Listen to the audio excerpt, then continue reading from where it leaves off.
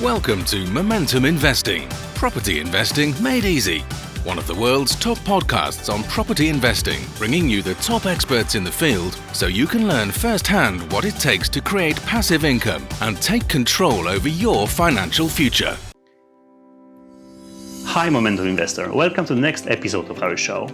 As you know, in a Momentum Investing podcast, we cover various areas of investing. We speak about stocks, we speak about properties, we speak about cryptocurrencies, we speak about business in general. Sometimes we invite celebrities, like we had with Kim Kiyosaki, for instance, but also sometimes we dive very deep into a specific subject, which is from within property investing. As you know, we're big fans of investing in properties, but also a big fan of the UK property market. This episode will be one of those. But before I invite our guest, I would like to make sure that you receive notifications about our coming episodes. That's why whatever platform you're using to listen to us or watch us, please make sure you subscribe to our channel, Momentum Investing Podcast, and receive notifications about what's coming, about our future episode. We release episodes weekly. Every Tuesday morning we have a new episode, a new star coming, new guest coming. So make sure you receive those notifications. Today we're inviting, as our guest, we're inviting Carl Agar, an expert within property investing in the UK, as I mentioned, but also an expert within social housing. Carl has worked numerous years in, different kinds of strategies, but also he worked with selective licensing, he worked with licensing in general, and he'll be talking about this neglected, I think, strategy, which is social housing. It has a bit of a bad reputation. However, if you use it smartly, there are fantastic opportunities over there.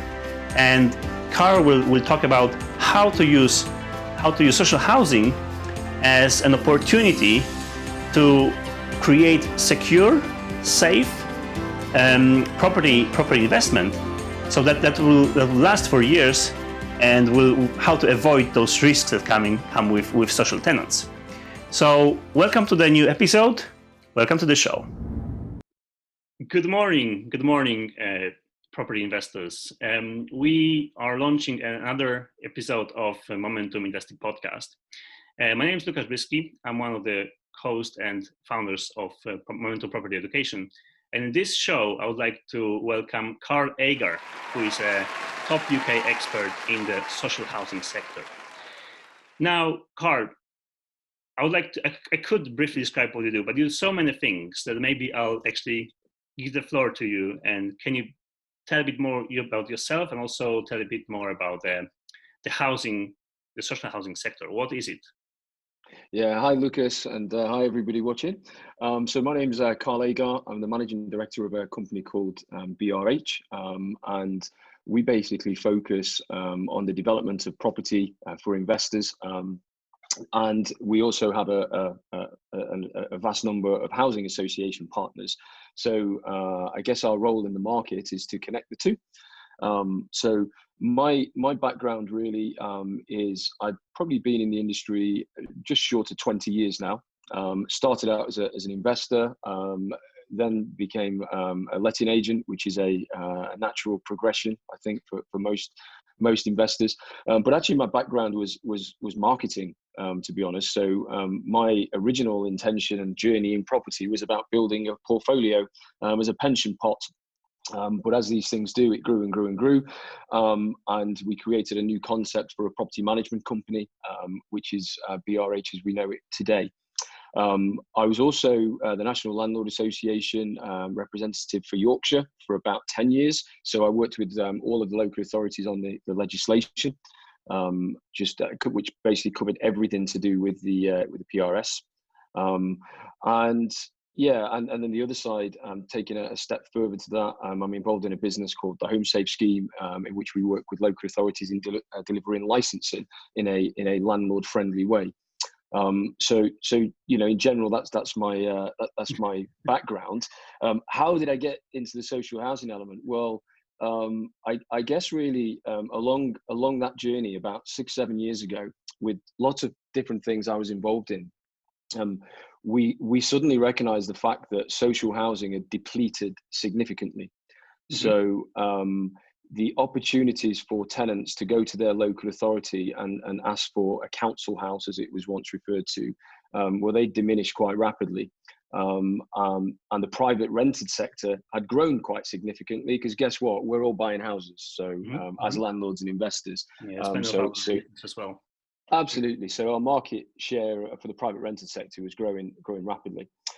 What I also noticed at the same time was the growth of licensing schemes across the country. And as part of my role back then, you know, I was working with the NLA to often appeal licensing schemes. But I have to say, at that time, without a great understanding of why they were needed, which I now have a thorough understanding. But my conclusion really at the time was, okay, the reason that a lot of these schemes are being created is because the social housing has reduced, but the demand for rental housing has increased.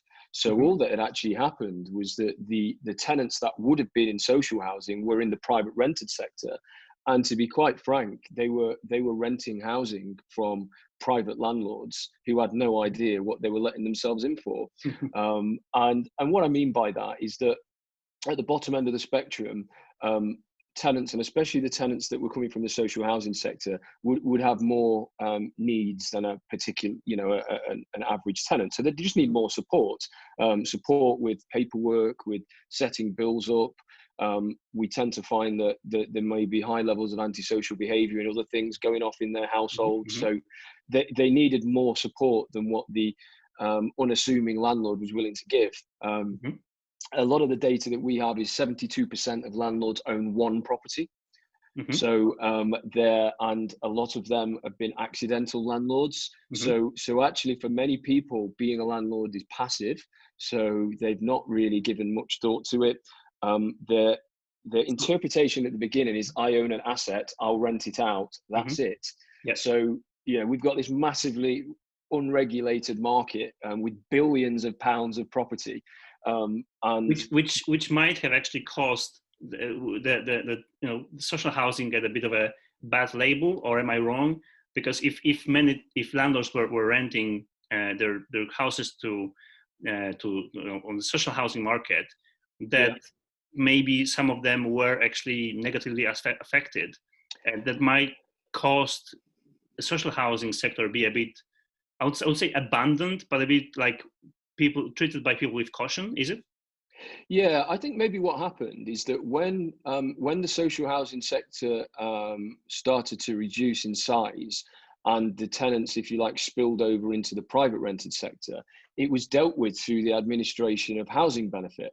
So what they would say to the tenant, look, you approach your landlord and you can, we will pay your housing benefit to your landlord, who will then accommodate you. And I think what happened then is it became a bit fractious, because over time there was different changes in policy.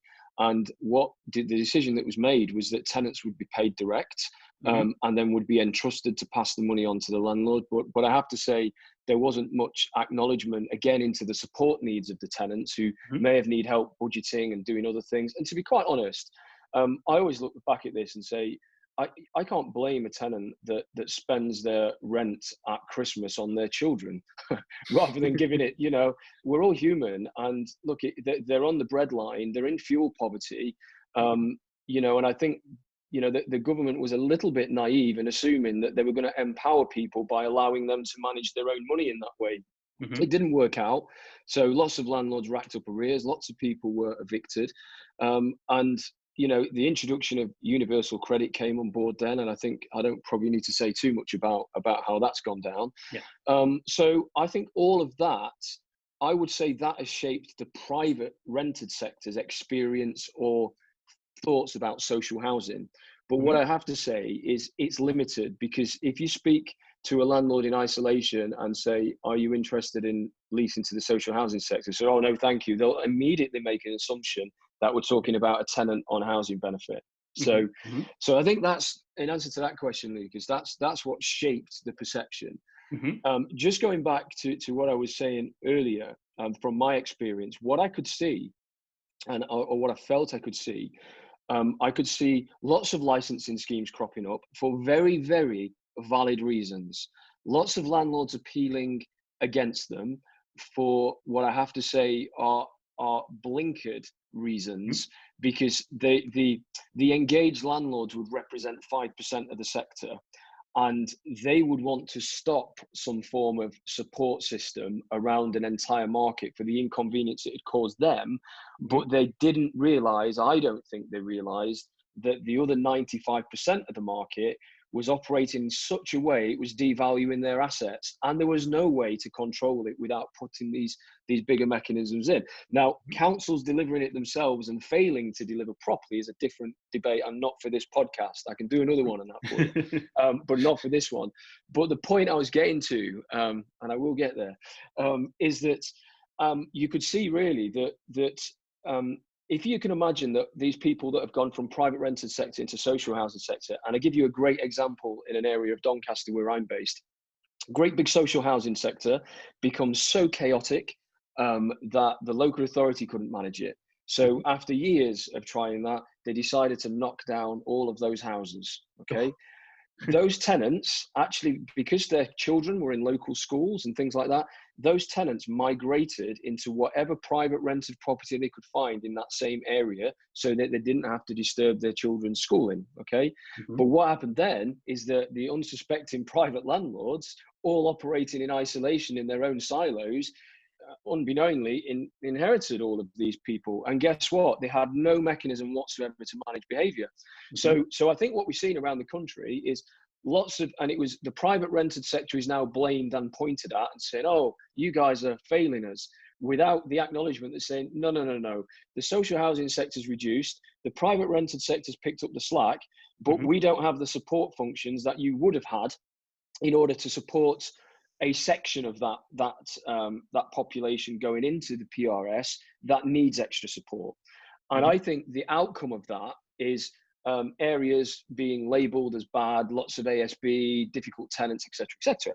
So what happened then is there was a clear message to housing associations to say, okay, guys, social housing sector is predominantly made up of local authority housing and housing associations, okay? Local authorities have been getting rid of their stock slowly over years, or they have consolidated stock that they manage quite tightly. Housing associations are the other route to housing social tenants. So those guys were told, you guys need to pick up your game. You need to house more tenants. You need to provide more support in this sector, and you need to get back involved. But by the way, you've got no budget to buy stock, etc. So they were looking around saying, well, how are we going to do this? And the conclusion that they made was that the only way to do it is to turn to the private rented sector and say, hey, we have got a mandate to house and support people with tenancy needs, okay? So in order to do that, we actually want to lease your property from you, okay? And we want to take that on, and we'll be your tenants, and we will let the property to the appropriate person, okay?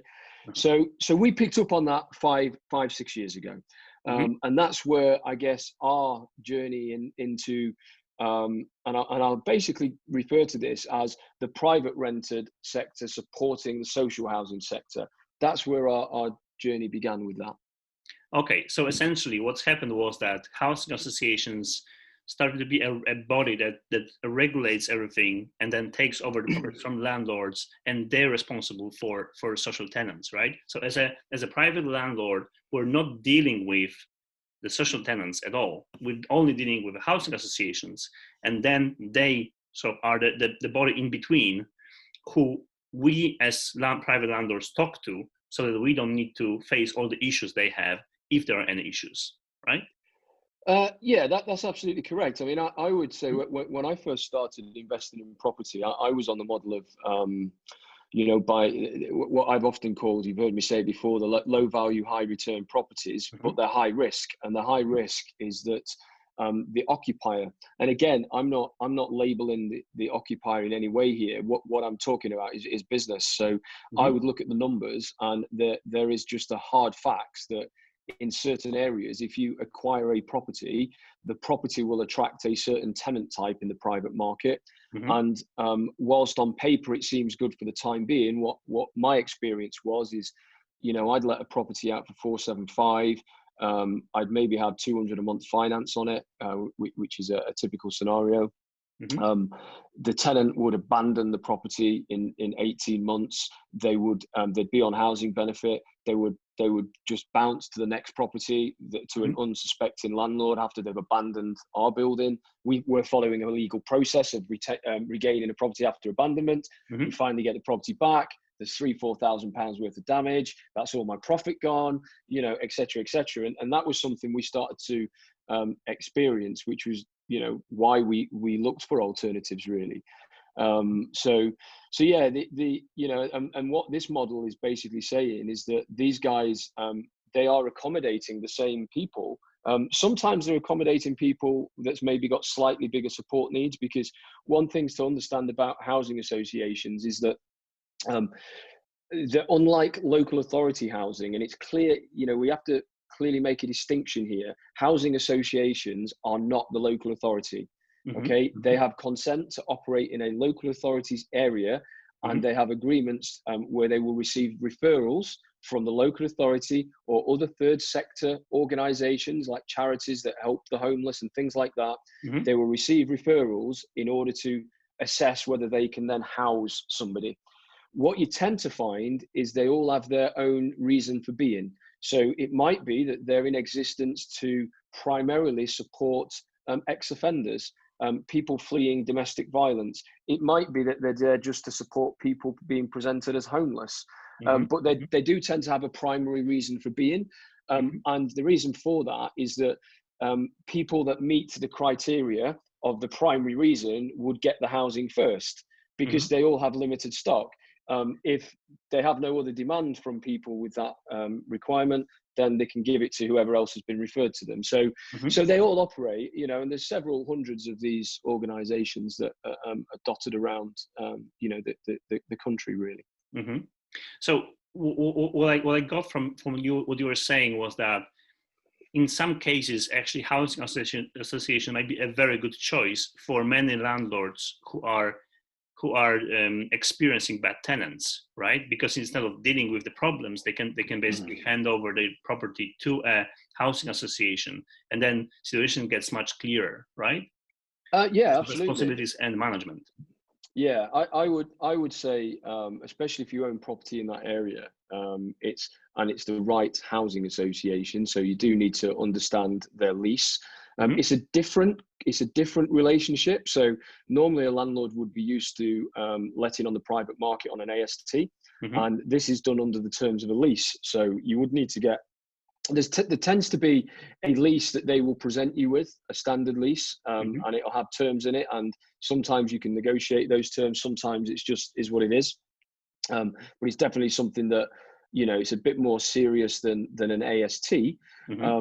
They tend to have break clauses in, so you can get, but the way I look at this is much more manageable. So, on average, a break clause, it could be 3 or 6 months, which you'd look at that as your notice period. So they will commit to a long lease of 3 or 5 years. You wouldn't really want to go much more than 5 years. Some landlords I've spoke to have made the mistake of saying, I've got a 10-year lease. Well, you have to register that at land registry if it's over 7 years. And actually, the banks, in my experience, don't tend to like leases for more than 3 or 5 years, things like that. The bank's understanding of this is still somewhat limited as well. So, you have to make sure your lender has a full understanding of what you're doing. So yeah, I would say, if you've got properties in those areas, then yeah, this is a good opportunity. What I tend to find is a lot of housing associations, they tend to want their stock within a 3-mile radius of a city centre or town centre, and that's so that the occupiers can access main services without needing transport in the worst case scenario. If you're outside of that, they tend to want there to be areas where there's post offices and things where they can access benefits and things. So tends to be how they operate. Okay, so if we wanted to sort of gather all the risks and all the opportunities, because that's what we need to look at when we select a strategy or when we invest. So how would you describe the risks and opportunities for social housing sector, again, in a broad sense? Yeah, so I think I mean, we'll do the risk first because I think for me the main risk is purely about the stability of the housing association. Now there are regulations behind housing associations that they're registered with certain bodies, they're audited, they're meant to have funds in the account to take them through a period. But bear in mind their income generally comes from the government. Now they have to claim it, much like housing benefit, for it's through a different mechanism. So, the risk is that that something happens and they lose funding of whatever way, shape, or form. So that's one of the risks. I've not come across that yet in my probably 5-6 years of dealing in that market or in that space. The other risk is your property reputation potentially. I think it's a minor risk because people have short memories. My view is that you let to the housing association if they get any antisocial behaviour issues in relation to that property, then they have to deal with that, and they have to deal with the neighbours, and they have to deal with the local authority to resolve it. If for whatever reason it's that bad. Sorry to break in, but so actually, in that case, it might be actually better for you as a landlord, because it's not you who are responsible for that. It's the housing association who needs to deal with the ASB, with the antisocial behavior, right? Absolutely. So it's better if you had a bad tenant, then you would need to deal with that. But if you have a housing association, it's them. So you put that. You shift that responsibility to them. Yeah. So I think one thing that people need to get their head around with this as an approach is you lease to the housing association, right? So in your mind, you can think of the housing association of your tenant, okay? And who they let to be quite frank, is not your business. So the way that the leases are set up is that certainly with the housing associations we deal with, is that they can only give the building back with vacant possession, so they can't give you it back with their tenant. They have the right to sublet that property to whoever they like. They have the right to leave it empty, but they need to tell you for your insurance if it's over a certain period of time. And they can move families in and out. They can't tell you who's in there for GDPR reasons and other things like that. And actually, from a legal point of view, in entering into the lease with them, they actually become the sub-landlord, not the sub-tenant. So mentally, for you as an investor, you think of them as your tenant, but you're actually passing the landlord duty onto them. And why some landlords get a bit confused by that is because if we were in a commercial environment and we were doing a commercial lease, those leases often are just full repairing. Here you go, your responsibility now. I own it. It's now with you. There's the lease. With this, there's often the landlord often remains responsible for the infrastructure of the building. Okay, so whilst the housing associations normally indemnify you against any tenant damage, and often they indemnify you, in terms of throughout the course of the lease, they'll just do the repairs. You might not even know about it. In our model, we still inspect and raise it, etc. But they can't, they've got to give you the property back in the same condition as well. But the onus is on them to report anything that's your responsibility. So if they don't report it, again, the responsibility is back onto the housing association. So, there's huge benefits really for entering into that type of scenario. Yeah. So what do you think? What do you see as opportunities of? Yeah, so the opportunities is the housing associations are still growing. I think, or certainly the approach we've been taking is typically housing associations have been treated badly from the PRS, and it comes off the back of the conversation we've just had. And the question you asked me actually, Lucas, if they've got a property in this bad area, should we give it to the housing association? So the answer is of course yes, from a business point of view. But what historically that's meant for housing association is because people have viewed it negatively and not recognised the massive commercial benefit of having it. They've been given bad property. They've been given property that, yes, is fit for purpose and safe, but we consider to be very poor in condition. Okay. So, and if you think about, maybe an average housing association has 1,000 properties, a small one, a large one might have 10,000. So they've got quite a lot of old stock. Our view for opportunity and the approach we've taken is, look, we can bring you newly developed stock, so you can have good stock. The benefit of that is to say, especially if people are having they're restarting, they're getting this support, they need a step up in life. To be given nice living accommodation is a great start for them. And my view is the opportunity is that investors can acquire buildings that need renovating, invest in your building, bring it up to a good standard, and offer it to the housing association. And the slight difference there is that the housing association does need to have a demand to take a new property, but actually, when you bring them a new development, they will consider releasing some old historic stock, from what I would consider as an old school landlord that thinks it's acceptable to provide that type of accommodation. And they would say, well, we'll replace that. So I think that's the opportunity with them. That's in your typical housing association model. So again, I think some of them require HMOs. Many of them don't like en suites in HMOs, so they're like a standard HMO property. They tend to not like properties with more than 5 rooms. Some of them don't like them with more than 4 for the HMO market. They tend to like single flats. Because they support a wide array of people. They then tend to like family homes, 2-bed, 3-bed, that type of stuff.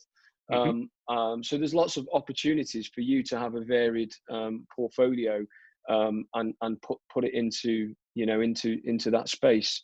But I would say that if you have got properties in bad areas, and again, like we discussed, that this model is appearing, do invest in your property and do bring it up to standard, because if you invest in it now at the beginning, they've got to give you that property back in a comparable condition at the end.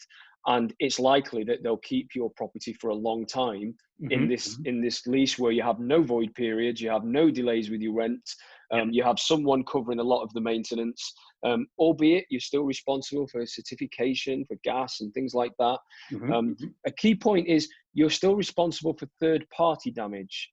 And our approach to that is that if the property's had the windows smashed, then, and it's nothing to do with the tenant, it's just antisocial behaviour in that area, they need to get you a crime reference number so a landlord can make a claim on the insurance. If they don't give you the crime reference number, then they're liable for it. So my view is these are pretty watertight, providing you've got the right insurance, the right lease, etc., etc. That type of thing.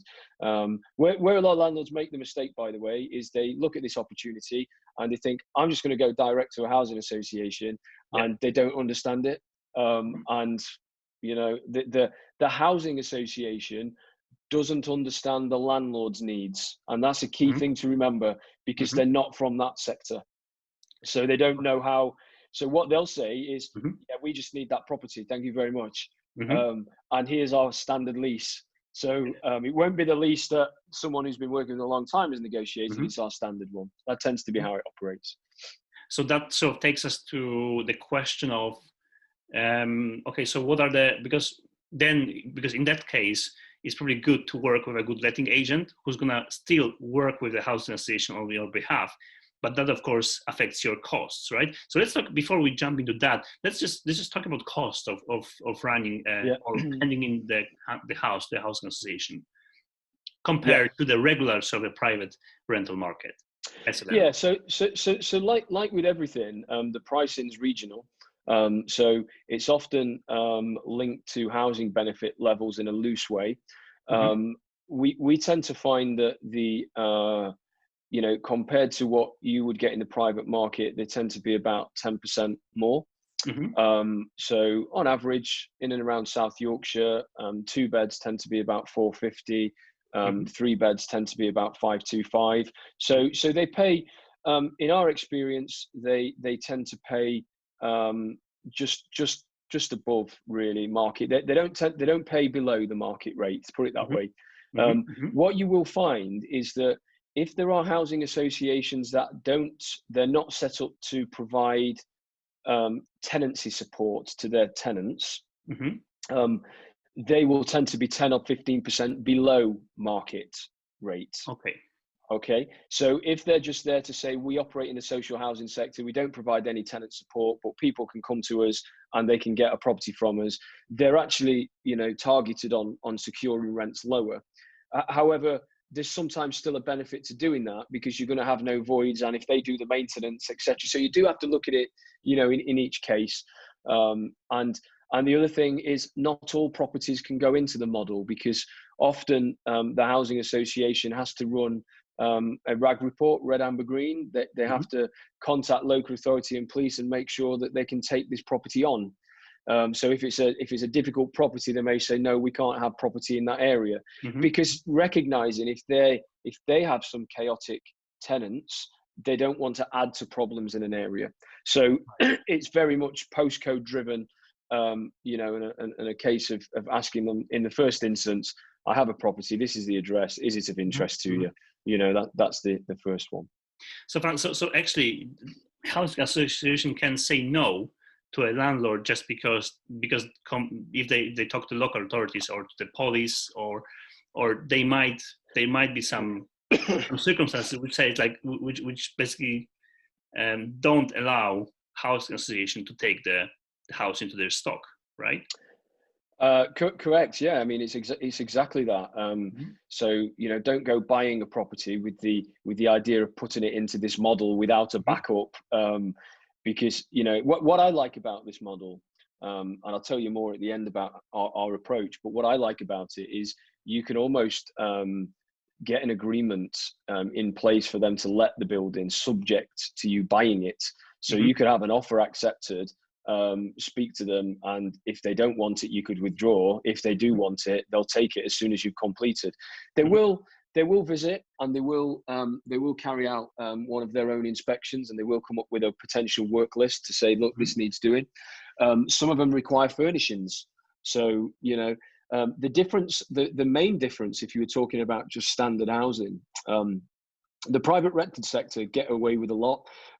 Landlords don't realize this at the moment. And, I was having this conversation with a good contact of mine yesterday, is that a lot of the landlord community feel that they're hit quite heavily by local authorities and licensing and other things. They're actually not. And if they sit back, it's because most of them are unbeknowingly not complying with what they're meant to be doing. So it feels like they're being hit quite hard, but they're actually just being policed against the laws that they've agreed to abide by. So, it's interesting. And if you look at the social housing sector, they are regulated. So we are governed in the PRS by the Housing Act, and HHSRS basically.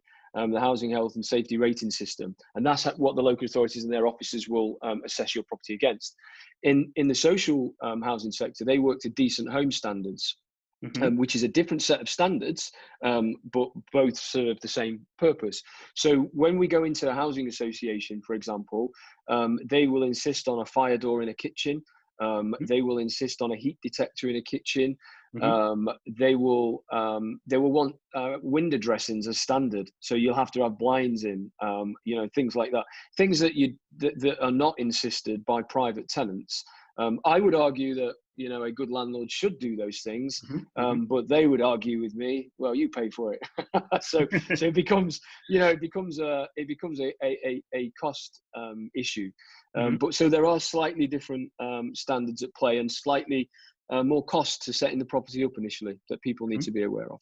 But on the other side, from what I know, housing associations don't require a HMO license, right? So that's also quite that's also a difference in cost. Yeah, correct. So if they're what we call an RSL, a registered social landlord, so a housing association registers themselves as that. then they're exempt from licensing. The reason for that is because they're in the social sector, not the PRS. Licensing is a tool designed to govern property in the PRS, or to regulate stroke legislate it.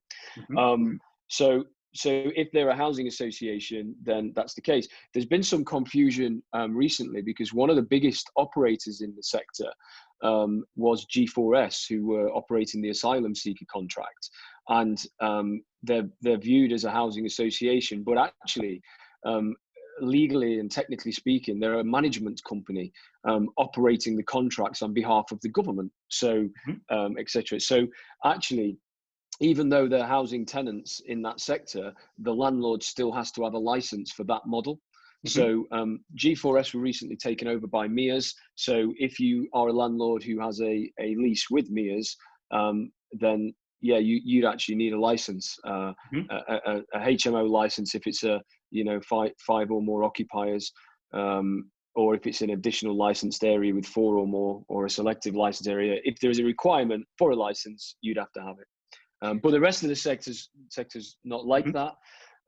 So it's a big benefit, actually. So yeah, and an opportunity, actually, because if as an example, as you know, I've been heavily involved with selective licensing, and if a landlord does have a property in that area, and they don't feel that they can meet the obligations imposed upon them by the license, then one of the opportunities is for them to enter into an arrangement with someone in the social housing sector, which would make the property exempt from licensing, and would put the property into the hands of someone else for that period. So yeah. All right.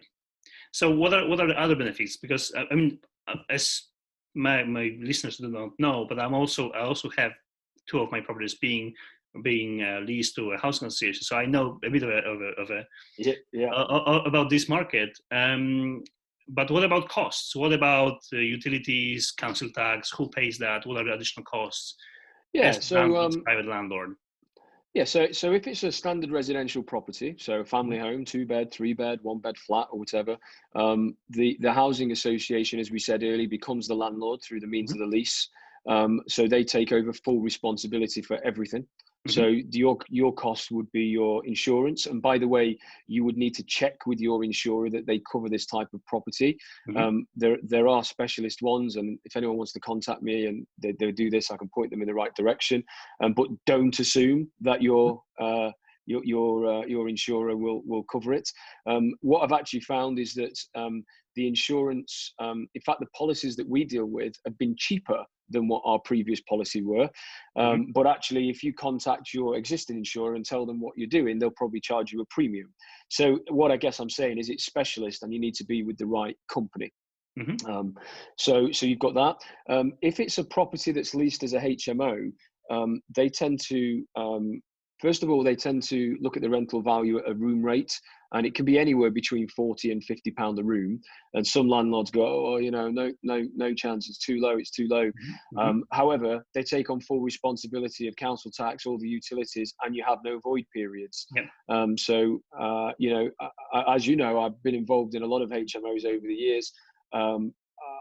Unless it's a thriving HMO in the correct market, right, in the right place, I very rarely see an open market HMO perform better than a housing association, HMO. And I would say, if you look at towns and cities where the price of a 1-bed flat is the same as a room in a HMO, that's normally the space where it'll work much better with housing association. If you're in a big city, London, Manchester, come on, we know you can get the massive rents, and the gap between a room in an HMO and a 1-bed flat is so significant that it just, it makes sense, and your demand's always for the HMO. But but they take on all the costs, really. Okay. So if somebody would be interested in stepping into this social housing strategy or sector, how could they do it? Do they go to housing associations directly, or do they approach letting agents or the council, or who should they? What my advice on this is, many landlords do what landlords do. So they go out and they'll try and contact a letting agent. They'll try and contact a housing association, and I think they inject problems that they're not even considering at this stage. So one of the reasons why the market is going to it is becoming heavily regulated, and by the way, this is happening, it's going to get worse and worse and worse. The reason that's happening is because lots of landlords keep wanting to do things themselves, keep wanting to go direct.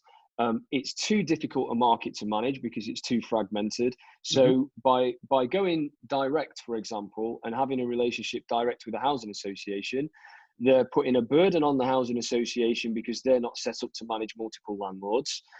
They don't know what they're doing, so they don't understand the lease.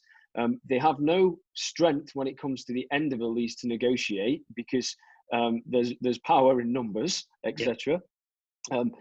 They contact a letting agent who goes, oh, this is a good opportunity to get involved in something. So another party that doesn't know what they're doing gets involved.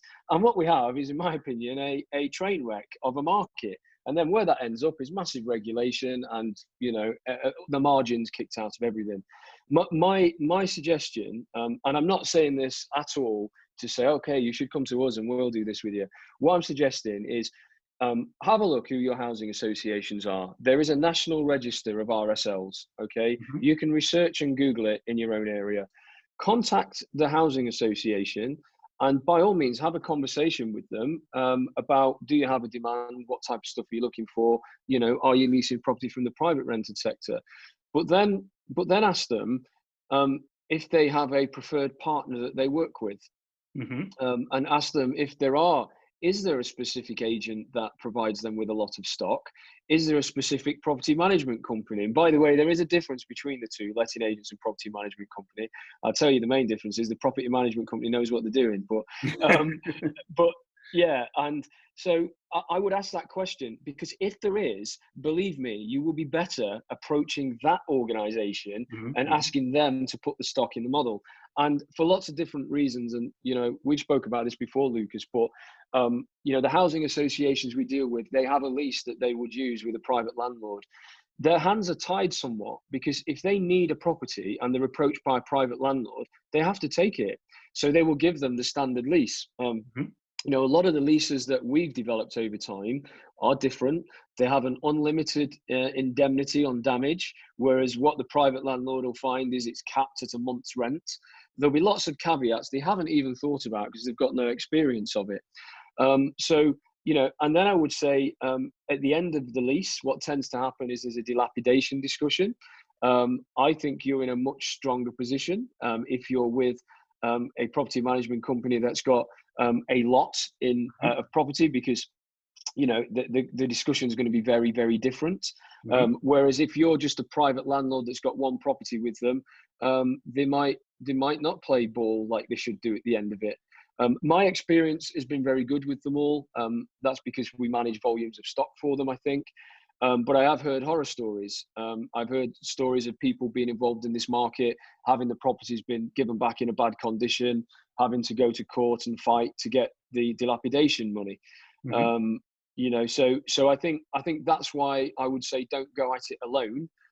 What you'll also tend to find as well is we do tend to negotiate a higher rent. So I think they will naturally offer the landlord that goes direct a lower rent because they've got to factor in for dealing with you, even though they haven't got the resource to do it. And then the other thing is that we as a property management company, we treat the housing association like your tenant. And we meet with them on a monthly basis to review the entire portfolio. We inspect the stock to keep a regular record. If you're dealing direct with a housing association, you'll never get access to inspect your stock. There's no benefit for them to have that kind of engagement with you. So, there's some obvious, I think, issues, but I would say the starting point, as I said at the beginning, look at who the housing associations and providers are in that area where you operate. Contact them and ask them who they work with, and tell them your preference is to go through an intermediary property management company. You know, there may be the rare opportunities where you look at it. I would say if you are going to deal direct, I would get a solicitor to look over the lease for sure. That increases costs, of course. So, yeah, and it comes back to the, you know, I've said all along with different things I'm involved in is I got no idea why landlords are so adamant on managing their own property. I can tell you now that if they do it properly, it doesn't make financial sense. It only makes financial sense if they don't do it properly. And to be honest with you, that's what's leading to the increased regulation at the moment. So, you know, my view is ask yourself a question. Am I an investor or am I a landlord? So if you're a landlord, manage your own property down and put the infrastructure in place. If you're an investor, put a property management company in place, let them do all the hassle and deal with all the headache, and you use your time you know, to invest, go and find more opportunities. You know, that's the way I'd look at it. Okay, that would be a nice sentence to wrap up the whole episode. But I want to ask you my maybe final question. Okay, so what are you into nowadays, and what do you do apart from house associations, being a management company? What do you do? How can we get in touch with you? Yeah, so in terms of BRH, like you said, we do standard property management, which is on the open market. So, you know, much like a traditional letting agent would, if you've got a property, we can let it for you. Our footprint for the property management business is in Yorkshire. So anywhere in Yorkshire, we can support for the open market. We also have a primary contractor construction company, so a main contractor. And we do all sorts of development. So our background actually came from being property developers. That's how we got into this market. So our construction business, we can assess and appraise properties anywhere in the UK. We do our construction work anywhere in the UK. And you know, so they're the two things that we're really into at the minute. How we bring the two together is that we work with investors by often bringing them projects. We actually talk to a lot of investors and say to them, look, you know, we'll understand what your brief is and what your needs are. You look and we'll look, but when you bring us a property, we'll appraise it. If we bring you a property, we've already appraised it. We'll tell you what we can do with it. And if the opportunity is available, we'll have a housing association lease waiting for you at the end. So essentially, we find projects, we develop the projects, and we put them into management, whether that's the open market or the housing association market. As you can imagine, most of our developers or our investors, are interested in developing for the housing association model. We have regular meetings with our housing association partners, which tell us the new demand and the areas they want. So, you know, we're actively looking and involved in that space. We recognise that the investors' challenges on assessing properties. So we're about to launch a couple of products really, or services to assist in that, which is basically an appraisal service. We have an entry level one, which is just about gathering data for you to interpret yourself. And then we have an enhanced one, which basically comes with floor plans, proposed developments, and indicative build costs.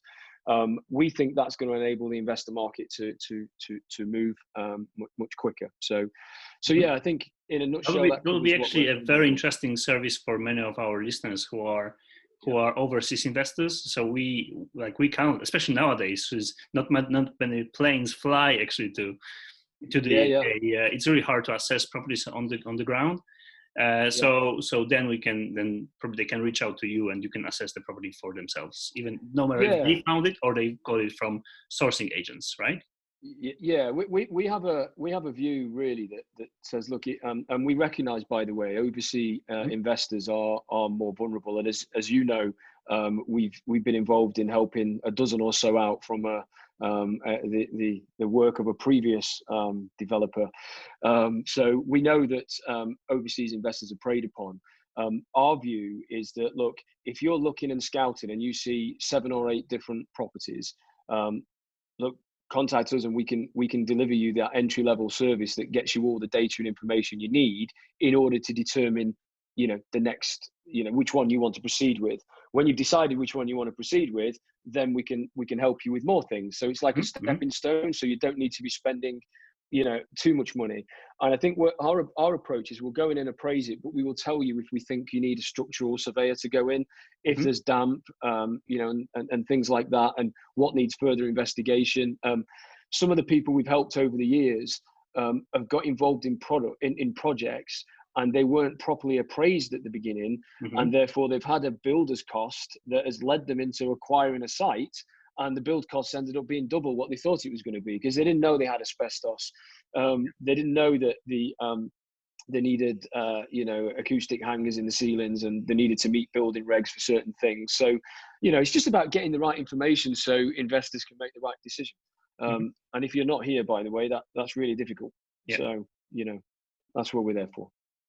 All right. Thank you, Carl, very much for your time. You're welcome. Thank you for a lot of very valuable information from the person who's actually really in the market, who knows and understands the market, and has been in the market and observed the whole history, how it all developed. So yes. Thank you very much for that.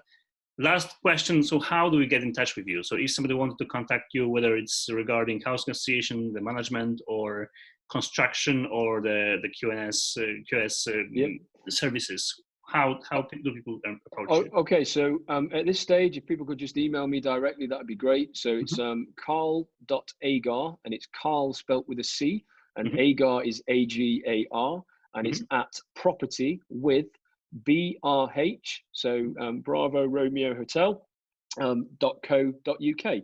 So in the first instance, I can then, have the conversation with people and direct you to the, the appropriate areas, etc.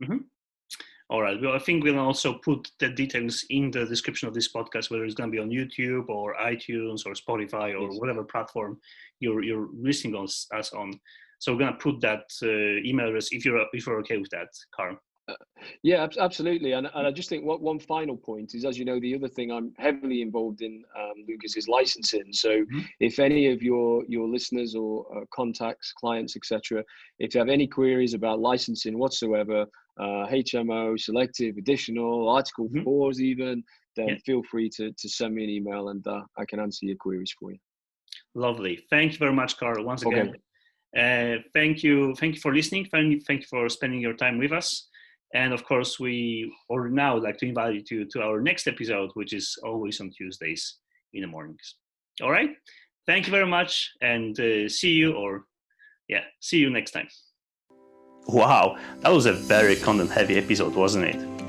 So I hope you got a lot of different insights about social housing in general as a strategy, but I hope that you also learned how to use social housing in a way that you can avoid problems with your tenants, but at the same time add social housing to your portfolio to create this security of your portfolio. So when you invest, you typically diversify your portfolio in different strategies in order to avoid risks. And I believe social housing will become part of those strategies that you have in that particular safe basket. I do have it in my own portfolio, and I hope you can now know how to use this strategy in a safe way to introduce it to your basket as well. Now, since you stayed with us so long, we have a special gift for you. Okay, so in the description of this episode, you'll find the link to our free, almost 2 hours content-heavy webinar about what are the 3 simple steps to start investing in properties, and also what are the 3 typical mistakes that new investors do and how to avoid them. So in the description of this episode, there's a link to momentumgift.com, and if you go there, you sign up to the free webinar, you can get access to this webinar. It's a fantastic masterclass that will be prepared especially for you, our podcast listeners.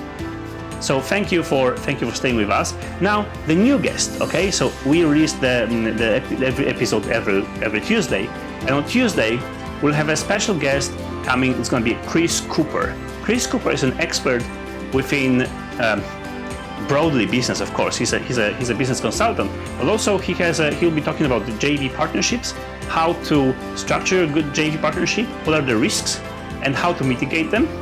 and also what are the challenges of teams, what are the challenges in the business, what are the challenges in the culture of business. So I hope that's going to be a very exciting episode. Stay with us, get notifications, as I mentioned before, subscribe to our channel, make sure that you click this subscribe button. If you're watching us on YouTube, also not only subscribe, but also click the bell button to receive notifications about new episodes coming. And I hope we see you next week. Thank you very much. Bye-bye.